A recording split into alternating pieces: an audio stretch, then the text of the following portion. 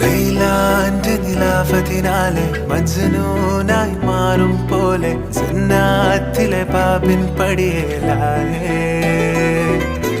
അലിവാർന്നൊരു വാക്ക് പറഞ്ഞ്